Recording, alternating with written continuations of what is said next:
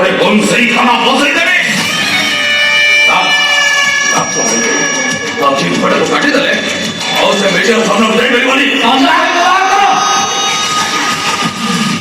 କୋଉଦିନ ଭାଇ ତମ କମ୍ପାନୀରେ ଚାକିରି କରୁଛ ହେଲେ ଏବେ ଏବେ ବୋଧେ ତମେ ଏ ଘର ଅଷ୍ଟମୀ ବନ୍ଧୁ। ହଁ ଭଉଣୀ ଘରେ ଭାଇ ଯେତେ ଘମଣ୍ଡ ଦେଖେଇଲେବି ତା ପରିଚୟ ହଉଛି କୁକୁର। ଭାଇକୁ କୁକୁର କହିବାକୁ ତୁ ସାହସ କଲୁ କେମିତି? ତ ବହୁତ ସାହସ ହେଇଗଲା ଦେଖିଛି ମରିକି ତ ମୁହଁ ଭାଙ୍ଗିଦେବି ଚିଞ୍ଚୁ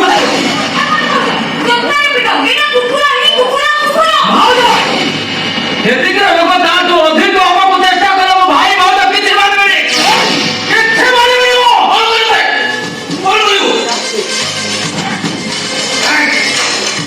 ଘରୁ ବାହାର କରିଦବୁ ମୁଁ ଦେଖୁଛି ତୋ କଲିଜାଟା ବହୁତ ମଜବୁତ ହେଇଗଲା। ଆମେ ଗୋଟେ ଭିକାରୀକୁ ଭିକାରୀ କହିବନି ଆଉ କଣ ମାଲିକ କହିବ?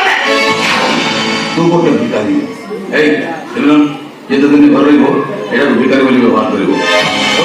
ଭିକାରୀ ଆଇଲେ ଏଇଠି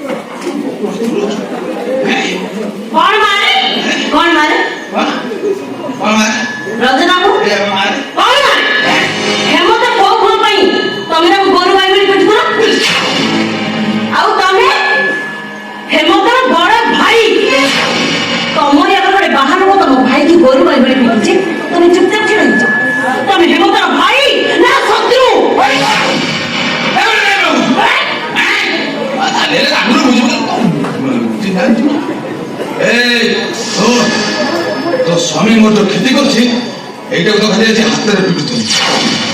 ଆଉ ଯଦି ଦରକାର ପଡେ ତତେ ବିଧବା କରି ବିଦେଶ ଚାଲାଣ କରିଦେବି। ବ୍ୟବହାର କର ପଢିଲେ ଜାଣିପାରିବୁ ମୁଁ କାହିଁକି ତାକୁ ମାରୁଥିଲି। ପଢୁନୁ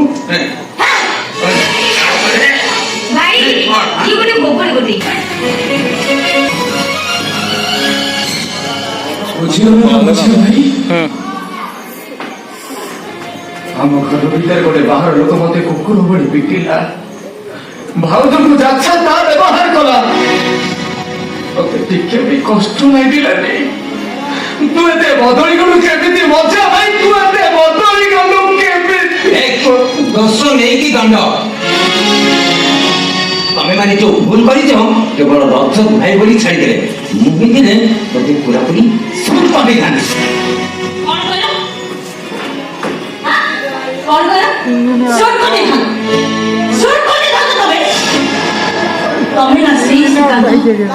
ପିଲାଟି ଦିନରୁ ଆଜି ପର୍ଯ୍ୟନ୍ତ ଯେ ମୋରି ହାତ ଧରି ବାଟ ଧରିବା ଶିଖୁଥିଲା ତମେ ନା ସେଇ ଶିଖାନ୍ତ ଭାଇ ଭାଉଜଙ୍କ ପାଖରୁ ବାପା ମାର ସ୍ନେହ ମମତା ପାଇଁ ବଡ ହେଇଥିଲା। ତମେ ନା ସେଇ ଶିଖାନ୍ତ ଖାଇସାରି ଯେ ମୋରି ବଡ ତରକାରୀରେ ମୁହଁ ପୋଛୁଥିଲା। ଆଜି ଆଜି ତମେ ଏତେ ବଡ ହେଇଯାଇଛ ଯେ ଆମେ ସବୁ ବଡ ହେଇଗଲୁ।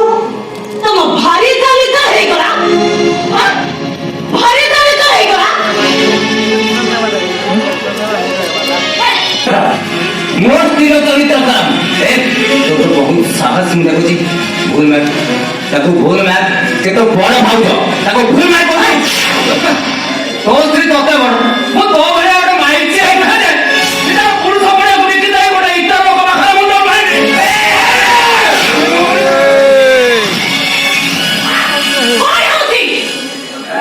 ଏଇଥିପାଇଁ ତମକୁ ପାଣି ପଶି ମୁଁ ମଣିଷ କରିଥିଲି।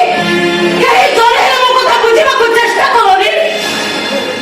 କୋଉଠି କୋଉଠି ମୋ ମହାପଣିଆର ଅବହେଳା ହେଇଗଲା। କାହିଁକି ତମେ ମାନେ ମତେ ଏମିତି ଦହ ଗଞ୍ଜ କରି ମାରୁଛ ରେ? କାହିଁକି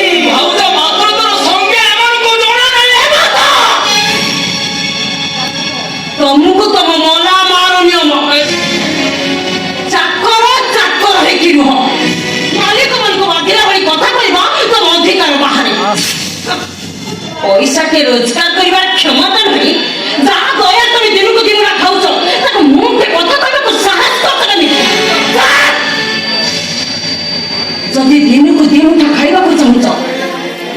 ପାଟି ବନ୍ଦ କରି ଚାକର ଭଳି ଘରେ ପଡିଥିବ ନାଇଁ ତ ଏବେ ଘର ଛାଡ଼ି ଚାଲିଯାଅ ଯୋଉଦିନ ନିଜ ରୋଜଗାର ବଞ୍ଚିବ ସେଇଦିନ ଏଇ ଘରକୁ ଆସିବ କିନ୍ତୁ ତା ପୂର୍ବରୁ ନୁହଁ।